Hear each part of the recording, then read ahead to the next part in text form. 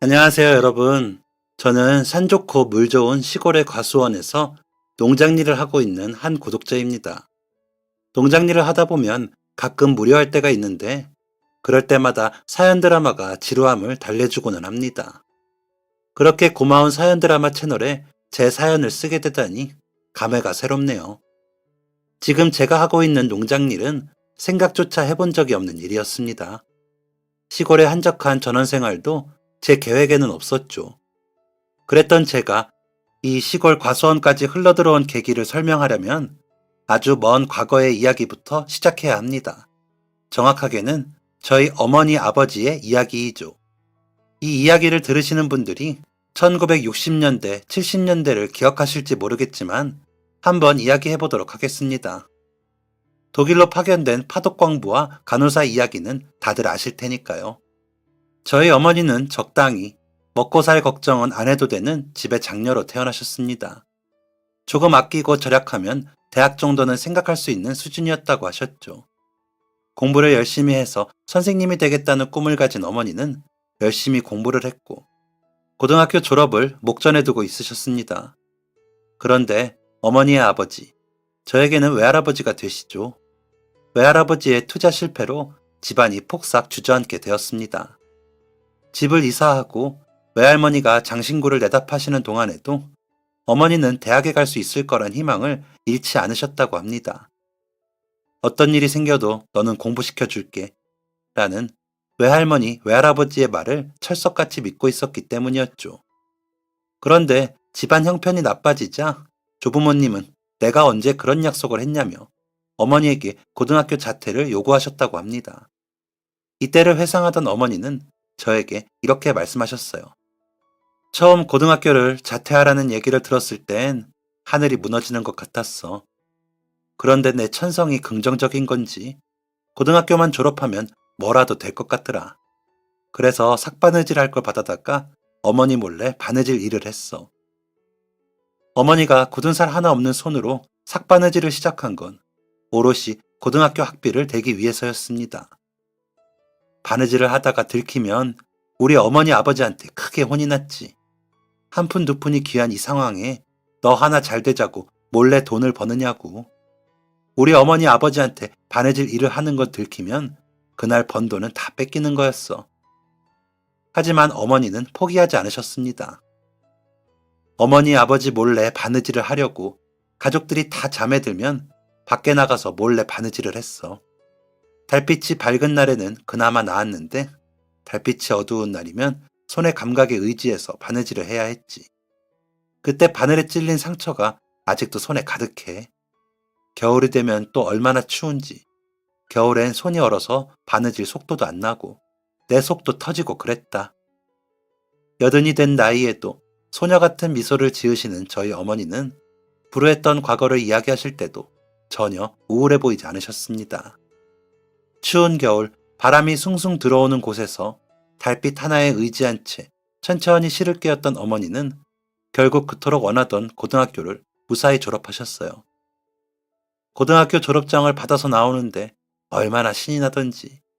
이제 나도 20살 어른이 되었으니 몇 년 공장에 들어가서 돈을 벌고 그 돈으로 대학을 갈 생각이었단다. 돈을 모아 원하던 대학 공부를 할 설렘에 부풀어 있었던 어머니의 기대감은 집에 도착하자마자 산산이 조각났습니다. 집에 도착하니 아버지가 나를 기다리고 계셨어. 무슨 일이시냐 물었더니 가만히 앉아서 전단지 같은 걸 주시더구나. 어머니가 받았던 건 파독 간호사 모집 공고였습니다. 외할아버지는 어머니에게 이렇게 말씀하셨다고 해요.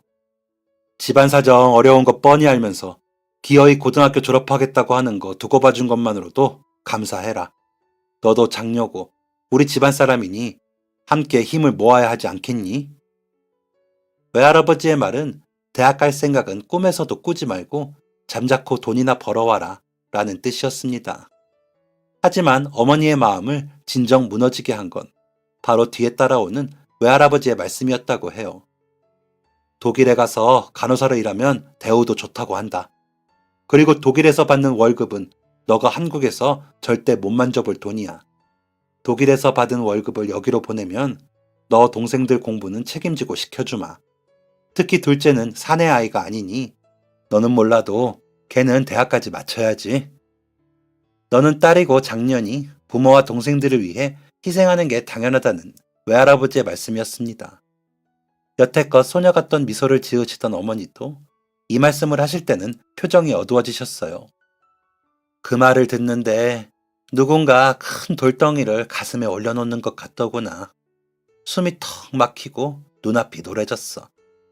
왜 둘째는 되고 나는 안 되는데요? 공부도 제가 훨씬 잘하잖아요. 라는 말이 목구멍까지 올라왔는데 차마 입 밖으로 뱉을 수가 없었다. 사실 그때는 이런 게 당연했으니까. 쫄딱 망한 집안의 계집애로 태어나서 대학을 가겠다고 생각한 게 이상한 거였다. 어머니는 결국 독일로 떠나기를 결심하셨어요. 경쟁률이 워낙 치열했기 때문에 몇 번의 도전 끝에 23세 나이로 합격하셨죠. 어머니는 고국을 떠나는 그날에도 가슴에 올려진 무거운 돌덩이를 치우지 못하셨습니다. 사실 떠나는 그날 어머니 아버지가 잘 다녀와라, 고맙다. 이 한마디만 해줬어도 마음은 편했을 거다. 그런데 우리 어머니가 나한테 뭐라고 하셨는지 아니? 맞춰봐라. 저는 어머니의 말에 한참을 고민했지만 적당한 답을 찾지 못했습니다. 제가 대답을 하지 못하자 어머니는 쓰게 웃으시며 대답하셨어요. 독일 가면 늙은이들 똥바지도 하고 그런다더라. 힘들긴 하겠지만 어쩌겠니. 원래 세상엔 쉬운 일이 하나도 없는 법이야. 꾹 참고 일하다 보면 좋은 날이 올 테니까 잘 버티렴. 알겠니? 힘들 때마다 고국에 남아있는 동생들을 생각해. 저는 순간 말을 잃었습니다. 가족들을 위해 꿈도 포기하고 타국으로 떠나는 딸에게 한다는 말이 남의 똥바지 하는 걸 힘들어하지 말고 잘 버텨라. 아니, 어머니는 남의 이야기를 하듯 말을 이으셨어요. 아버지는 끝내 아무 말 하지 않으셨고 어머니는 절대 돌아와서는 안 된다 라는 말을 하셨어.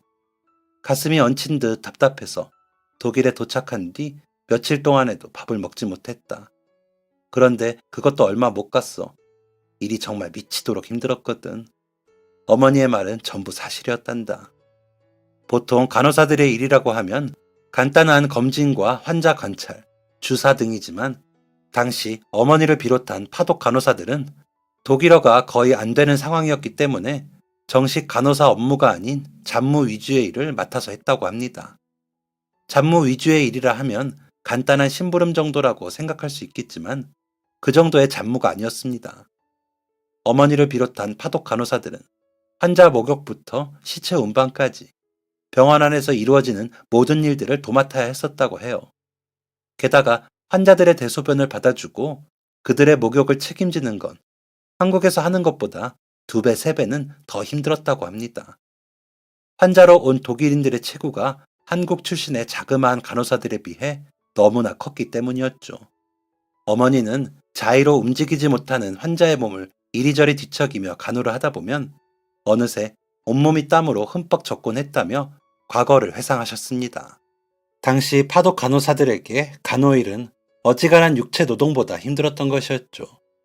어머니는 제게 이 사실을 알려주시며 이렇게 말씀하셨습니다.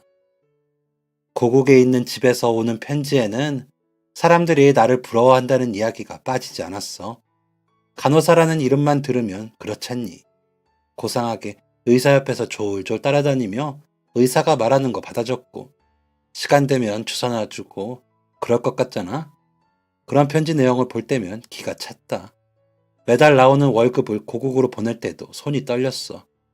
내가 어떻게 번 돈인데 라는 생각으로 벌벌 떨면서 돈을 보냈지. 어머니가 말씀하신 진짜 간호사들의 삶은 상상 그 이상으로 힘겨웠습니다.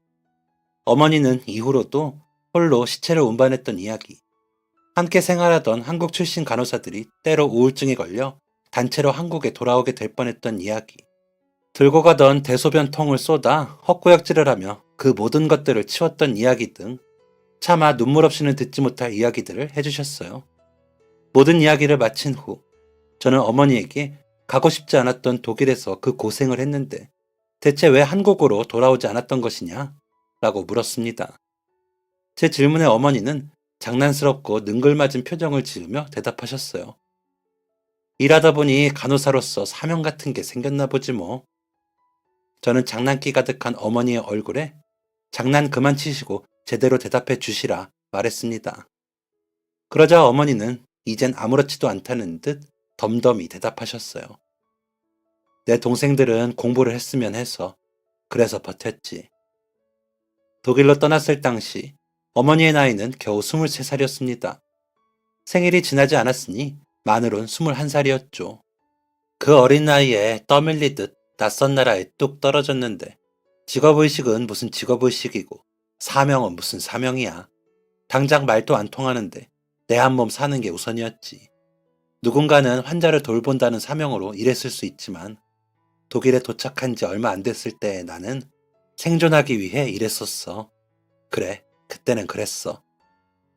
어머니는 그 누구보다 솔직하게 낯선 나라, 낯선 땅, 독일에서 자신이 어떤 마음과 생각으로 일했는지 밝히셨습니다. 어머니와 이 이야기를 처음 나누었을 때 제 나이가 24살이었습니다. 24살의 제가 23살의 어머니의 이야기를 듣고 있는데 순간 스스로가 부끄러워지더군요. 왜냐하면 저는 중학생 때부터 군대에 가기 전까지 지독한 방황을 했었기 때문이었습니다. 어머니의 속을 태우고 방황을 한 행동에 변명을 하고 싶진 않지만 굳이 방황의 이유를 댄다면 저는 그 이유를 아버지라고 말할 수 있습니다. 제 아버지는 제가 군대에 간 지 얼마 되지 않아 세상을 등지셨습니다. 정확하게는 아버지가 세상을 떠났다는 소식이 건너 어머니와 저에게 전해진 것이었죠. 23살에 독일로 건너간 어머니는 26살에 파독 광부로 떠난 아버지를 만났다고 합니다. 누군가를 만날 여유가 없었던 어머니는 계속해서 아버지를 거절했고 아버지의 구애는 3년여 동안 이어졌다고 하죠. 네 아버지 첫인상은 정말 별로였어. 얼굴은 시커멓고 몸에서 괜히 냄새도 나는 것 같고 나이도 나보다 5살이나 많았으니 그런데 마음 둘 곳 없는 외진 땅에서 누군가 나를 좋아한다고 몇 년씩이나 매달리는데 어떤 사람이 안 넘어갈 수가 있겠니? 결국 어머니는 아버지와의 교제를 허락받기 위해 한국에 계신 외조 부모님께 연락을 했다고 합니다. 아버지와 결혼할 생각으로 조부모님께 연락을 드린 거냐는 질문에 어머니는 이렇게 대답하셨습니다. 결혼은 무슨, 이 핑계로 부모님한테 관심 좀 받아보려고 했던 거였지 뭐. 조부모님은 어머님의 일상생활에 큰 관심이 없으셨다고 합니다. 뭘 먹는지, 뭘 입고 다니는지, 음식이 입에 안 맞지는 않는지, 주변에 좋은 친구들은 사귀었는지, 그 나라 풍습은 어떠한지 물어볼 게 천지였지만 조부모님은 어머니에게 왜 이번 달은 저번 달보다 월급이 적은지에 대한 질문만 남기셨다고 합니다. 나도 부모님의 관심이 필요했던 거야. 집이 쫄딱 망한 후에는 부모님한테 따뜻한 시선 한번 못 받아봤으니까. 타국에 보내놓은 딸이 갑자기 남자를 만난다고 하면 기겁을 하면서 절대 그러지 마라 라고 하실 줄 알았던 거지. 그게 아니라면 못해도 내 만나려는 남자가 어떤 남자인지 추궁이라도 하실 줄 알았다. 하지만 조부모님의 반응은 어머니의 예상과 너무나도 달랐다고 합니다. 저는 어머니에게 물었어요. 아무렇지 않게 만나라고 하셨나요? 어머니는 고개를 가로저으며 대답하셨어요. 그런 대답이라면 차라리 나았게. 저는 아무리 생각해도 답을 내놓을 수 없었습니다. 계속 고민하는 저에게 어머니는 대답을 해주셨어요. 내 부모님은 동포 만나지 말고 독일 남자를 만나라고 하셨어. 저는 더더욱 이해할 수 없었습니다. 아니, 대체 왜? 금쪽 같은 딸내미가 타국에 나가서 그곳 남자와 결혼하면 고국에 돌아오긴 힘들어질 텐데. 어머니는 제 생각을 읽으셨는지 계속해서 말을 이어나가셨습니다. 그 당시에 독일이 파독 광부, 파독 간호사들을 고국으로 돌려보낸다는 소문이 돌았거든. 그리고 그 소문은 사실이었지. 이 말을 듣고 나니 모든 퍼즐이 맞춰지는 듯 하더군요. 조부모님은 어머니가 한국으로 강제 송환이 될까봐 어머니가 독일 시민권을 딸 수 있도록 독일 남자와의 결혼을 종용한 것이었습니다. 조부모님에게는 집으로 돈을 붙여줄 어머니가 필요했으니까요. 수십 년 전의 이야기를 전해 듣는 저조차도 가슴이 철렁하는데 당시 그 말을 직접 들은 어머니의 마음은 어땠을지 도저히 가늠이 되지 않았습니다. 어머니는 역시나 가슴이 미어졌다며 아버지와의 결혼을 결심하게 된 계기를 이야기하셨어요. 나를 억지로 독일로 보내긴 했지만 그래도 내 부모라고 생각했었다. 어찌됐든 집안이 망하기 전엔 금쪽 같은 딸내미처럼 키워줬으니까. 그런데 독일 남자랑 결혼해서 시민권을 따고 거기서 계속 살면서 일해라 라는 말을 내 부모 입에서 직접 들으니까 나는 더 이상 그 집 사람이 아닌 것 같다 싶더라고. 그래서 네 아버지랑 결혼하기로 다짐했다. 그렇게 결혼하고 나면 더 이상 집에 돈을 붙이지 않아도 될 것 같았거든. 무엇보다 독일 사람이랑 결혼해서 독일의 뼈를 묻으라는 내 부모의 말에 처음이자 마지막으로 반항하고 싶은 마음도 있었던 것 같다. 결국 어머니는 29살의 나이로 아버지와 결혼식을 올리셨고 이 소식을 나중에서야 고국에 전했다고 합니다. 물론 소식을 전해들은 친정은 난리가 났지만 그분들은 이역만리 먼 곳에 있는 딸을 어찌할 수 없었어요. 그렇게 어머니와 아버지가 결혼한 지 3년 뒤 제가 태어났습니다. 어머니는 제가 태어났을 때까지만 해도 온 세상을 다 가진 것 같았다고 하셨어요. 너를 낳고 나서 내 아들만큼은 내가 누리지 못했던 걸 다 누릴 수 있게 해주겠다고 다짐했었단다. 여기서 나랑 내 남편이랑 열심히 일하면 어떻게든 될 것 같았거든. 물론 언제 다시 고국으로 쫓겨나듯 돌아가게 될지는 알 수 없었지만 말이야. 파독 광부, 파독 간호사들이 하나둘 고국으로 돌아가게 되는 상황 속에서 불안감을 느낀 건 어머니만이 아니었다고 합니다. 어느 날 아버지는 어머니에게 갑작스럽게 내가 먼저 한국에 돌아가서 자리를 잡겠다 라고 말씀하셨다고 해요. 어머니는 말도 안 되는 소리 하지 마라. 당장 한국에 돌아간다고 해서 우리가 뭘 해먹고 살 수 있을 것 같냐. 여기서 일할 수 있을 만큼 일해서 돈을 모으고 그걸로 함께 새 출발하자 라고 말씀하셨다고 하죠. 하지만 당시 아버지는 어머니의 말을 들을 생각이 없어 보였다고 합니다. 누구에게 어떤 말을 듣고 왔는지 확신에 가득 찬 목소리로 기가 막힌 사업이 있으니 그것에만 투자하면 모든 게 술술 풀릴 것이다 라고 말했다고 하죠. 어머니는 아버지를 계속해서 말렸다고 합니다. 밤을 새워서 이야기를 나눴고 네 아버지를 말렸어. 애가 태어난 지 1년도 안 됐는데 그게 대체 무슨 말이냐고. 그럼 나 혼자 여기서 아이를 키우면서 일도 하라는 얘기냐고. 가슴도 쳐보고 무릎도 꿇어보고 다 했지. 그런데 소용이 없더구나. 결국 아버지는 어머니에게 짤막한 편지 한 통만을 남기고 한국으로 떠나셨고 어머니는 독일에 남아 저를 기르며 계속해서 간호사 일을 해나가셨습니다. 내가 먼저 우리 가족 살기를 닦아놓고 있을게. 조금만 고생해줘. 딱 한 번만 나를 믿어줘. 딱 3문장으로 이루어진 편지 한 장이 어머니의 삶의 원동력이었습니다. 이 편지로 하루하루를 살아가던 어머니가 이상한 낌새를 느낀 건 여느 때와 다름없이 아버지에게 월급 중 일부를 붙이던 때였습니다. 어떠한 기운을 느낀 것인지 여자들만 있다는 촉이 발동한 것인지 그날따라 어머니는 이상한 의심에 휩싸이셨고 월급을 송금하지 않은 채 오래된 친구에게 편지 한 통을 보냈다고 합니다. 아버지의 정보와 적당한 사례금을 담은 편지였죠. 한국에 계신 아버지와 친구분에게서는 동시에 답장이 왔다고 합니다. 아버지의 편지 안에는 왜 월급을 보내지 않았느냐 라는 원망 섞인 내용이 담겨 있었고 어머니의 오랜 친구분의 편지에는 아버지가 손을 댄 사업이 쫄딱 망해 현재 다른 사업에 손을 댄 상황인데 그 사업이 범죄 조직과 관련이 있다는 내용이 담겨 있었습니다. 저는 잘 기억이 나지 않는 과거의 이야기지만 어머니는 이때의 충격이 아직도 생생한 듯 이야기를 전해주시는 어머니의 목소리에는 약간의 떨림이 묻어나 있었습니다. 어머니는 그날 처음으로 값비싼 국제전화를 이용해 보셨다고 해요. 어머니는 가족이 사무치게 그리웠던 명절에도 쓰지 못했던 국제전화를 사고친 남편에게 쓸 줄은 몰랐다 라고 말씀하셨습니다. 아버지에게 전화를 해 자신이 들은 이야기가 사실인지 확인한 어머니는 모든 것을 순순히 털어놓은 아버지의 이야기에 큰 충격을 받으셨다고 합니다.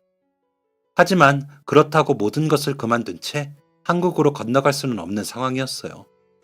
한국으로 돌아가봤자 해결될 건 하나도 없었으니까요. 하지만 어머니는 경제 침체로 인한 독일 정부의 한국 귀환 정책의 대상이 되어 고국 땅을 밟을 수밖에 없었습니다. 그토록 가기 싫었던 독일이 이제 너네 나라로 떠나라며 등을 떠미는데 발이 안 떨어지더구나. 나는 독일로 떠날 때나 고국으로 떠날 때나 내 의지로 움직인 적이 단 한 번도 없었어. 어머니는 아버지에게 붙이지 않은 월급을 모아 몰래 한국으로 돌아왔지만 소식을 전해 듣고 공항에 나온 아버지에게 귀국 사실을 들키게 되었고 그날 모든 월급을 빼앗겼다고 합니다. 어머니는 그때 그 돈을 목숨을 걸고서라도 지켜야 했다며 통탄해 하셨어요. 새로운 사업에 투자해야 한다며 어머니의 돈을 가지고 간 아버지에게서 들려온 소식은 아버지가 감옥에 갇혔다는 소식이었습니다. 아버지가 투자한 사업이 조폭과 연계된 사업이었다는 사실이 한 번 더 증명되는 순간이었죠. 아버지는 관련 사업자들의 방패막이가 되어 감옥에 들어가게 된 것이었다고 합니다. 아버지는 꽤 오랜 시간의 형을 선고받고 긴 옥살이를 견디셔야 했어요. 그리고 아버지가 감옥에서 옥살이 중이라는 사실은 꼬리표가 되어 국민학교에 들어간 저를 항상 따라다녔습니다. 제 방황의 시작은 여기서부터였어요. 아버지가 옥살이 중이라는 사실을 알게 된 또래 아이들은 아버지의 죄명을 추리하며 저를 놀려댔죠. 야, 너네 아빠 사람 죽였다며? 우리 엄마가 그러는데 자식은 부모를 닮기 마련이래. 그래서 너랑 놀지 말래. 저는 자연스럽게 혼자가 되었습니다. 본래 말수가 적었던 저는 또래 아이들의 놀림에 침묵으로 응수했어요. 제가 별 반응을 하지 않다 보니 아이들의 놀림은 점차 도를 넘기 시작했습니다. 처음에는 말로만 놀렸던 아이들이 저에게 물건을 던지기 시작했고 나중엔 직접적으로 폭력을 휘두르기도 했죠. 저는 중학교에 올라갈 때까지 그런 폭력에 침묵했습니다. 중학교 2학년, 아버지가 출소하신 이후 괴롭힘은 더욱 거세졌지만 그럼에도 불구하고 침묵했어요. 하지만 얼마 지나지 않아 저를 폭발하게 한 사건이 발생했습니다. 사건의 중심이 된 녀석은 학교에서 가장 덩치가 큰, 한마디로 싸움 짱이었어요. 그 녀석은 보통 뒤에서 다른 아이들을 조종해 저를 괴롭히곤 했는데 그날엔 무슨 바람이 불었는지 직접 나섰죠. 녀석은 다른 아이들이 하듯 저를 툭툭 건들며 신경을 거슬리는 말을 해댔습니다. 하지만 몇 년간의 괴롭힘으로 참는 데 도 같은 저는 아무렇지 않게 녀석을 투명인간 취급했죠. 그게 그렇게 꼴보기가 싫었나 봅니다. 학교의 싸움짱인 그 녀석은 결국 해서는 안 될 말을 입 밖으로 내뱉고 말았어요. 야, 니네 엄마 파독 간호사였다며. 근데 왜 그렇게 구질구질하게 사냐? 파독 간호사들은 돈도 잘 벌었다던데 왜 니네 집은 아직도 그지냐? 애비는 전과자에. 니네 엄마 간호사 아니었던 거 아니야?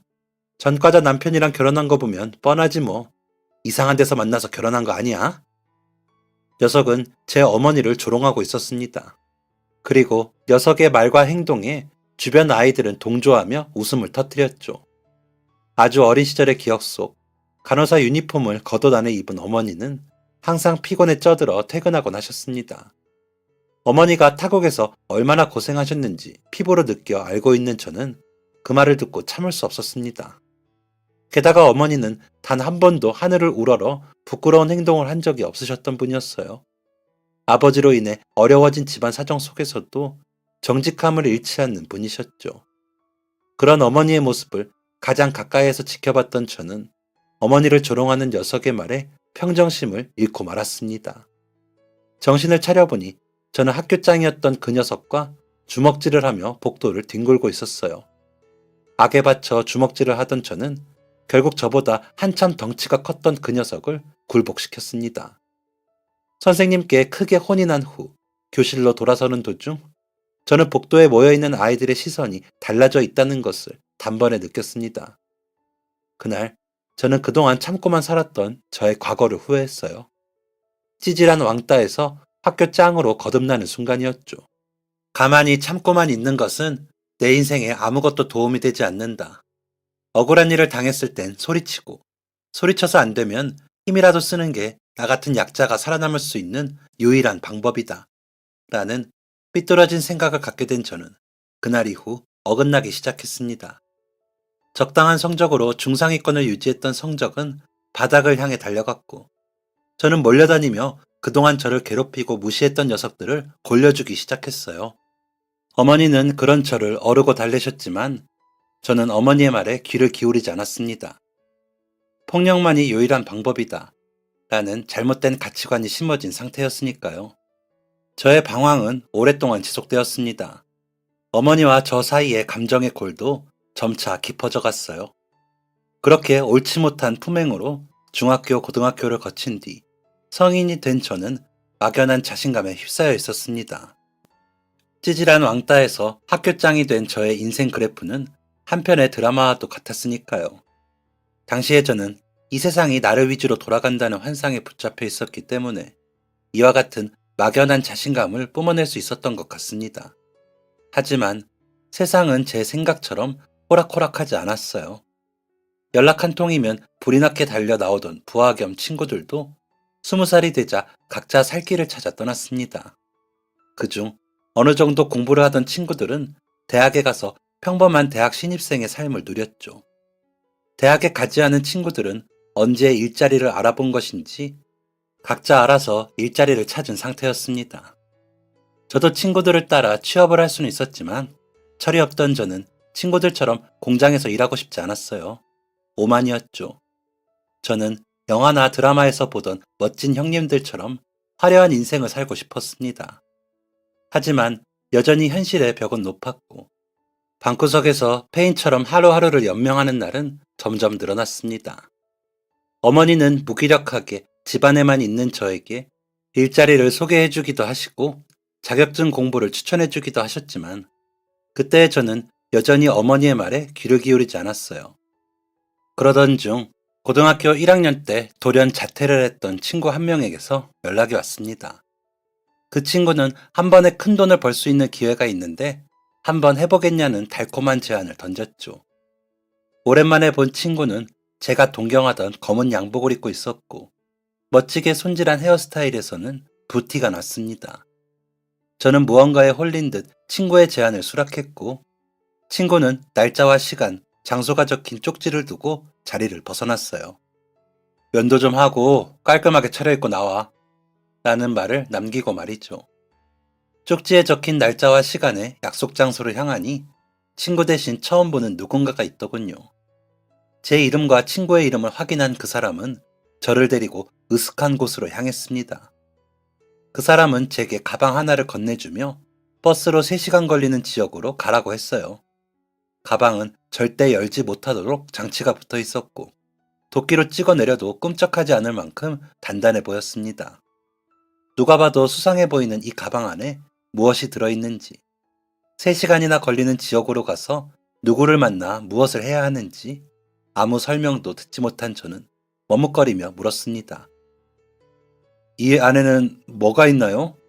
누구를 만나게 되는 건가요? 그 사람은 제 물음에 대답을 해줄 생각이 없어 보였습니다. 그 사람은 돈 벌기 싫습니까?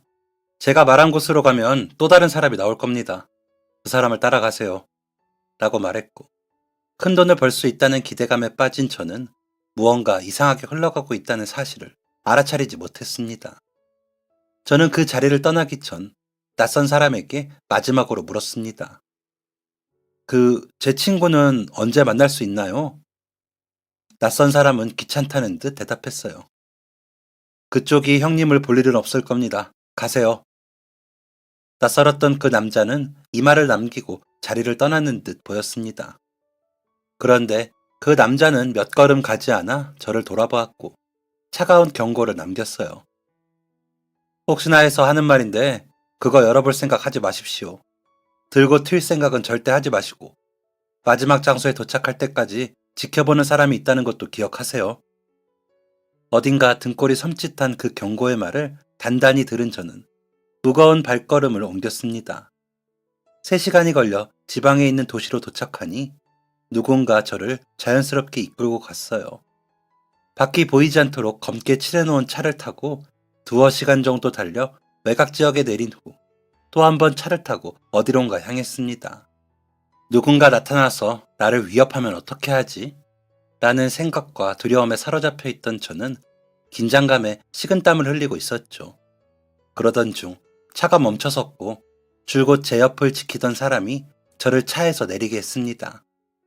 그는 한 숲길 앞에 저를 내려놓고는 이 길을 따라서 30분 정도 걸어가다 보면 오두막 하나가 있을 텐데 그 안에 가방을 두고 나오면 됩니다. 나올 때는 왔던 길로 나오지 말고 오두막 뒤쪽으로 나 있는 길을 따라서 또 30분을 걸으세요. 라고 말했죠. 저는 덜덜 떨리는 몸으로 고개를 끄덕인 후 차에서 내렸습니다. 온몸이 발발거릴 정도로 긴장한 것과 다르게 숲속은 고요했고 오두막도 포근했어요. 그렇게 할 일을 마친 저는 30분을 다시 걸어 숲길을 빠져나왔고 무사히 집까지 도착할 수 있었습니다. 그날 긴장을 심하게 한 탓인지 저는 3일 동안 내리 잠만 잤어요. 그렇게 잠만 자고 있을 때는 제 인생의 가장 어두운 순간이 시작되었다는 사실을 알지 못했죠. 수상한 경험을 한 지 4일이 지난 그날, 저는 가뿐한 몸을 이끌고 은행으로 향했습니다. 친구에게서 약속된 큰돈이 입금되었는지를 확인하기 위함이었죠. 은행에서 확인을 해보니 정말로 큰돈이 입금되어 있었습니다. 저는 들뜬 마음으로 돈을 인출해 집으로 향했고 늦은 시간 퇴근하신 어머니에게 돈 봉투를 내밀었어요. 어머니는 너무나 큰 액수에 깜짝 놀라시며 너가 어디서 이런 돈을 벌어왔냐? 라고 물으셨죠. 저는 괜히 어머니에게 신경질을 내며 나 같은 자식은 돈 버는 것도 어머니한테 허락을 받아야 돼요? 이래서 번 돈이니까 그거 아버지 병원비에 보태세요. 라고 말하고 말았습니다. 당시 어머니는 아버지의 병수발로 힘든 시간을 보내고 계셨거든요. 어머니는 제가 어디서 어떻게 이 돈을 벌어왔는지 알려줄 때까진 절대 이 돈을 쓸 수 없다며 봉투를 저에게 다시 내미셨습니다. 저를 신뢰하지 못하는 어머니의 모습에 큰 실망감을 느꼈던 당시에 저는 돈 봉투를 어머니 쪽으로 밀어버리며 집을 박차고 나왔어요. 그렇게 집을 박차고 나온 다음 날, 저는 어머니의 현명함을 온몸으로 뼈저리게 느낄 수 있었습니다. 평소 자주 가던 술집에서 홀로 술을 퍼먹고 있는데 경찰이 저를 찾아왔어요. 강호철 씨 맞으십니까? 네, 제가 강호철인데요. 서로 함께 가주셔야겠습니다.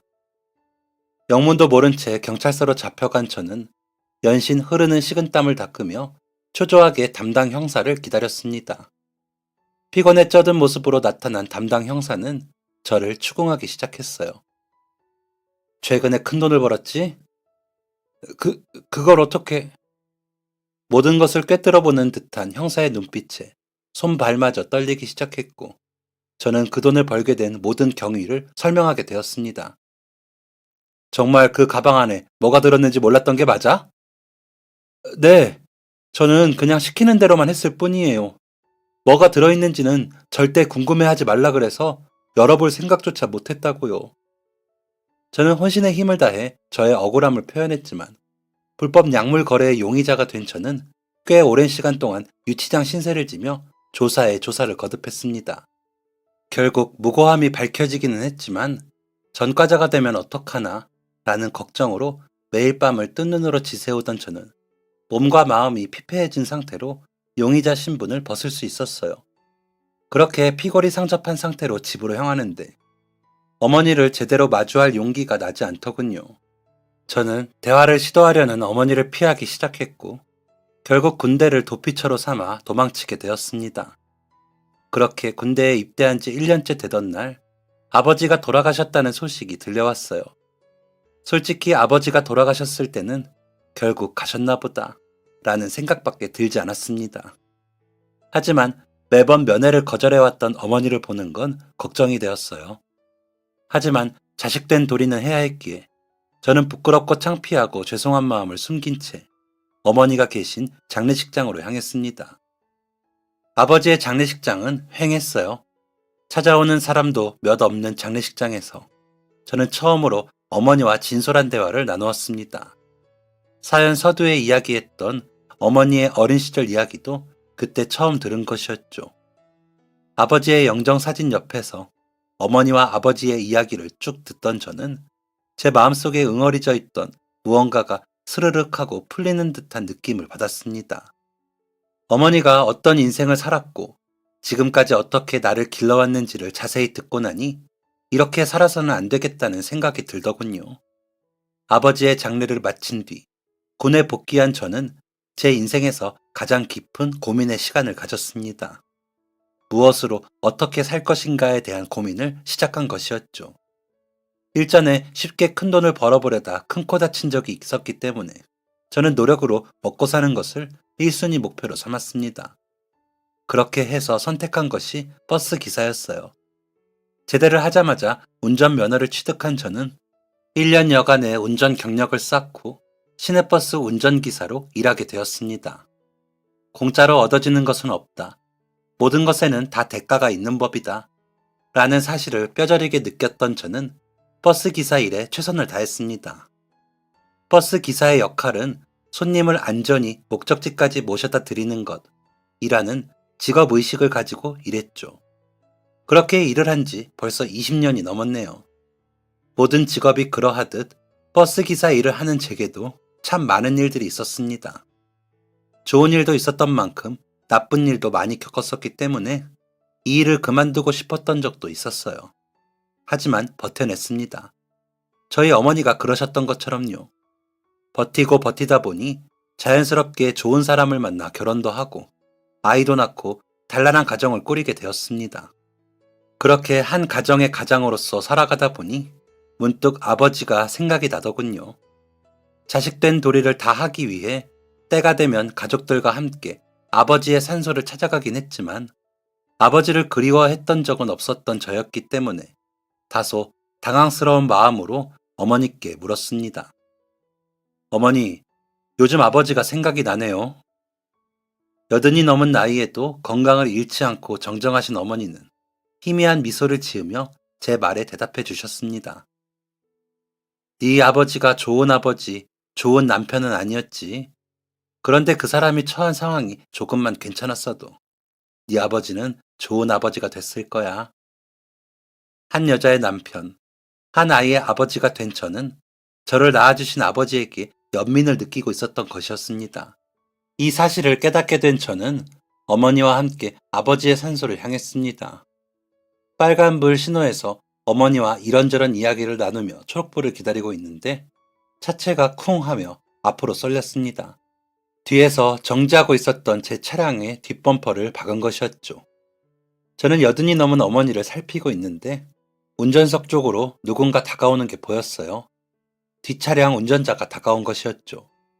어머니가 다칠 수도 있었다는 사실에 욱한 저는 화가 잔뜩 난 얼굴로 차에서 내렸습니다. 아니, 대체 운전을 어떻게 하길래? 라고 소리를 치며 상대 운전자의 얼굴을 본 순간 저는 말을 속으로 삼킬 수밖에 없었어요. 상대 운전자는 나이를 지그시 먹은 노인이었습니다. 상대 운전자는 어쩔 줄 몰라 하는 모습으로 한참이나 어린 제게 고개를 숙이며 사과했어요. 정말 죄송합니다. 정말 죄송해요. 하지만 연신 사과하는 상대 운전자는 무언가에 쫓기는 듯 굉장히 불안해 보였습니다. 가만히 정차해 있는 차를 뒤에서 박았으면서 몸은 괜찮으냐는 질문조차도 하지 않았어요. 어머니가 다칠 수도 있었는데 사고를 내놓고 안부조차 묻지 않는 상대 운전자의 행동에 다시 한번 화가 차오르기 시작했습니다. 그렇게 큰 소리를 내려는 그때 상대 운전 차량의 조수석에서 하얀 모자를 쓴 청년이 내리는 것이 보였어요. 바짝 마른 몸에 모자를 쓴 청년의 얼굴엔 누가 봐도 병색이 완연했습니다. 청년은 비척거리며 저에게로 다가와 자신의 아버지와 함께 고개를 숙였습니다. 죄송합니다. 저희 아버지가 되도록이면 운전을 안 하려고 하시는데 제가 갑자기 병원을 가게 되는 바람에 어쩔 수 없이 운전을 하게 되셨어요. 다 저 때문입니다. 죄송합니다. 혹시 다치지는 않으셨나요? 저는 다시 입을 달싹거리며 하고픈 말을 삼켰습니다. 평정심을 되찾고 상대 운전자를 보았는데 상대 운전자는 식은땀을 뻘뻘 흘리며 손에 난 땀을 계속해서 바지에 닦고 있었어요. 갑작스러운 사고로 본인도 놀란 것이었죠. 운전을 할 수 없는 것처럼 보이는 노부와 병색이 완연한 상대의 운전자의 아들. 그 사이에서 고민하던 저는 노부에게 말했습니다. 가벼운 접촉이었지 않나요? 저는 괜찮습니다. 다만 저의 어머니가 연로하셔서 검사는 받아보셔야 할 것 같네요. 선생님도 병원에 가는 길이시죠? 아무래도 지금 당장 운전은 힘드실 것 같은데 제 차로 이동하시는 건 어떨까요? 상대 운전자는 저의 눈치를 보며 그래도 되겠느냐라고 물었고 저는 노부와 그의 아들을 차에 태운 채 병원으로 이동했습니다. 노부는 병원에 도착하자마자 자신의 번호가 적힌 종이를 건네주며 이렇게 말했습니다. 어머님 검사 비용과 차 수리 비용은 꼭 청구해 주세요. 데려다 주셔서 정말 감사합니다. 정말 감사해요. 그렇게 노부는 급하게 사라졌고 저는 어머니의 검사를 진행하며 간호사를 통해 노부의 아들이 암 말기 환자라는 사실을 알게 되었습니다. 20대 초반에 희귀암을 선고받은 노부의 아들은 부모의 극진한 간호와 노력 덕분에 완치 판정을 받았지만 최근에 암이 재발하여 이전보다 더욱 빠른 속도로 암이 온몸에 퍼지고 있는 상황이었습니다. 저는 그제야 온몸에 땀을 뻘뻘 흘리며 초조하게 자신의 아들을 바라보던 노부의 행동을 이해하게 되었습니다. 접촉사고 때문에 병원에 도착하는 시간이 늦어져 아들이 어떻게 될까 불안해하는 아버지의 모습이었던 것이죠. 이 사정을 아는데 어떻게 돈을 청구할 수 있을까요? 저는 제 부모님을 생각하는 마음으로 노부에게 연락을 하지 않았습니다. 이 모든 일이 희미해졌을 즈음 저에게 큰 위기가 닥쳐왔어요. 그날도 어김없이 사명감을 가지고 버스 운행 중이었습니다.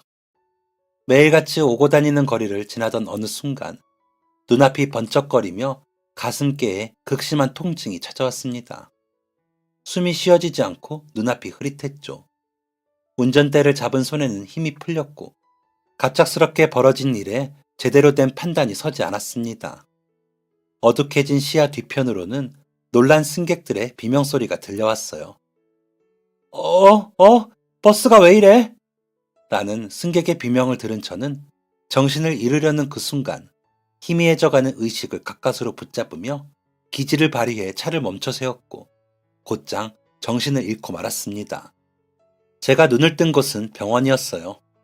갑작스러운 심장마비 증세로 정신을 잃은 것이었다고 했죠. 승객 중에 간호학과 졸업한 학생이 있었어요. 응급처치가 조금이라도 늦어졌으면 이렇게 무사히 눈을 뜨지 못했을 겁니다.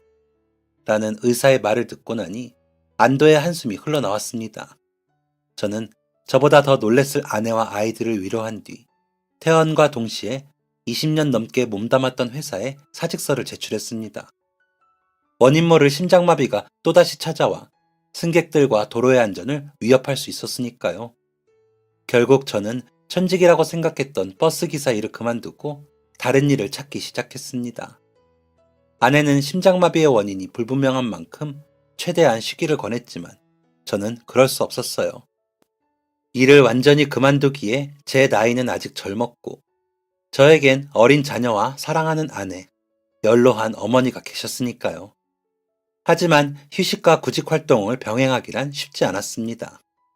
일은 안 구해지지, 살림은 점점 쪼달리지, 제 마음속에는 초조함이 자리 잡기 시작했습니다. 그렇게 불안한 하루하루를 보내고 있던 중 전화가 한 통 걸려왔어요. 여보세요? 저 강호철 씨 맞으신가요?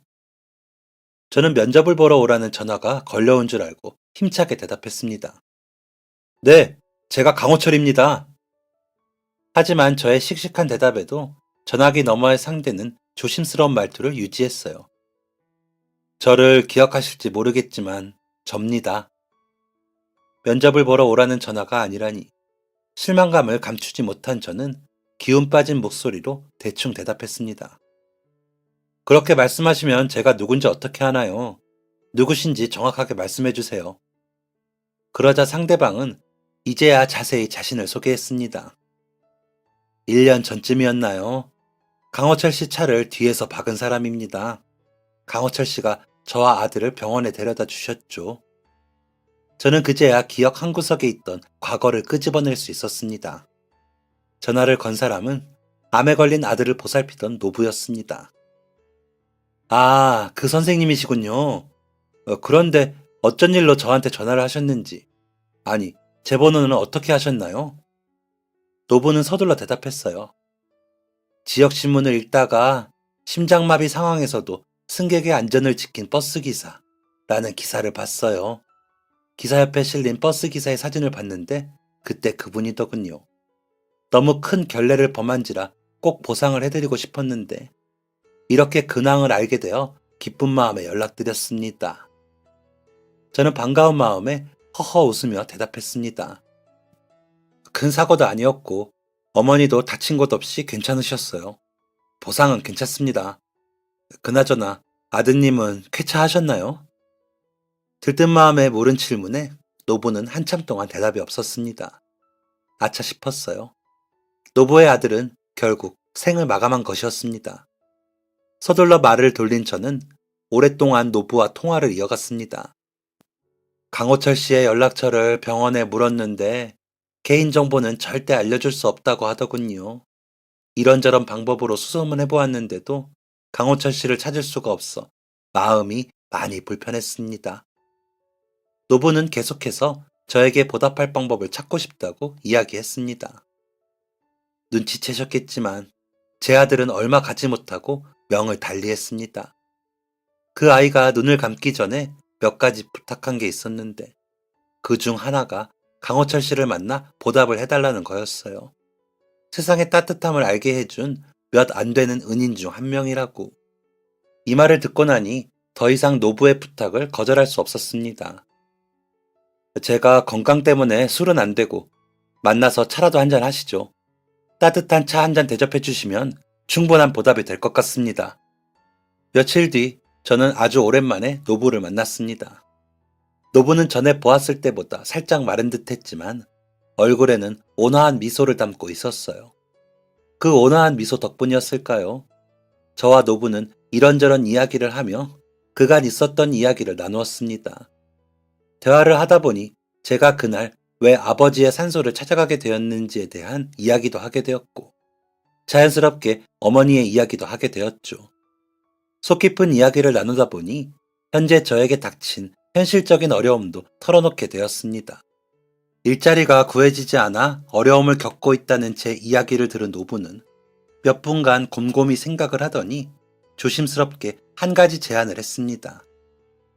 혹시 농장 일을 해볼 생각은 없습니까? 갑자기 농장 일이라니. 저는 의아한 표정으로 노부를 바라보았습니다. 노부는 그런 제 생각을 읽은 듯 자세한 설명을 덧붙였어요. 사실 제가 이 지역 근교에서 과수원을 크게 했어요. 아내 보내고 아들마저 앞세우니 세상이 예전 같지 않아 손을 놓고 있긴 하지만요. 사실 이 과수원이 대를 물려 이어받은 과수원이거든요. 그런 곳을 방치하고 있다는 죄책감이 이만저만이 아니라 후임자를 찾고 있는 상황이었습니다. 노부는 고된 농장 일을 물려받을 사람이 없다며 농장을 매각하고 매각한 돈을 사회에 환원할 생각까지도 했다고 했습니다. 저는 수심이 얼굴에 가득한 노부에게 물었습니다. 조상님이 물려주신 소중한 과수원 아닌가요? 그 얘기를 왜 저한테 하시나요? 제 질문을 들은 노부는 조심스럽게 대답했죠. 원래 제 과수원은 아들이 물려받을 예정이었어요. 그 생각 하나만으로 평생을 바쳐서 과수원을 가꿨죠. 하지만 이젠 과수원엔 미련이 없습니다. 그저 우리 아내, 우리 아들과 함께 살았던 집에서 조용히 생을 마감하고 싶을 뿐이에요. 그런데 저도 사람인지라 제 평생의 흔적이 묻어있는 이곳이 의미 없이 사라지는 걸 바라진 않아요. 강호철 씨 같은 사람이 책임감 있게 과수원을 가꿔준다면 저도 큰 걱정 없이 여생을 마무리할 수 있을 것 같습니다. 노부의 이야기는 간단했습니다. 내가 은퇴하고 나면 과수원을 돌볼 사람이 없으니 당신이 후임자가 되어 과수원을 돌보아 달라. 과수원 운영에 대한 모든 지식을 전수하고 나면 과수원을 물려주겠다는 것이었죠. 노부의 절절한 부탁을 들은 저는 집으로 돌아가 가족들과 이야기를 나누었습니다. 반대할 줄 알았던 가족들은 굉장히 긍정적이었어요. 특히 제 아내는 바쁜 도시에서 스트레스 받으며 살 바에야 한적한 시골에서 좋은 공기 맡으며 일하는 게 낫지. 나도 일 그만두고 과수원 일 배울게. 당신이랑 나랑 같이 하면 그나마 나을 거야. 라며 저를 응원해 주었죠. 한 달 정도 고민에 고민을 거듭한 저는 결국 노부의 제안을 수락했고, 현재 노부의 과수원에서 일을 배우는 중입니다. 주기적으로 건강검진을 받고 있는데 오히려 건강은 더욱 좋아졌다고 하네요. 노부, 아니 선생님은 그토록 원하던 은퇴가 얼마 남지 않았다며 저를 오늘도 열심히 가르치셨습니다. 과수원 농장에서 일을 하다 보니 좋은 점이 참 많아요. 아이들이 마음껏 흙장난을 하는 모습을 볼 수도 있고, 치열한 인생을 사셨던 어머니가 여유롭고 한적한 시골의 정취를 감상하는 모습을 볼 수도 있고, 아내와 더 많은 시간을 함께 보낼 수 있죠. 저는 이곳의 삶이 퍽 마음에 듭니다. 쉽게 큰 돈 벌어보겠다며 멍청한 짓을 저질렀던 20대 청년이 시골 과수원까지 흘러가게 된 이야기를 즐겁게 들어주셔서 감사합니다. 제 사연을 들어주신 모든 분들의 삶에 기쁨만이 가득하길 바라며 사연을 마무리하도록 할게요. 모두 행복하세요. 지금까지 사연 들어주셔서 감사합니다. 사연이 재밌으셨다면 구독과 좋아요를 눌러주세요. 감사합니다. 안녕히 계세요.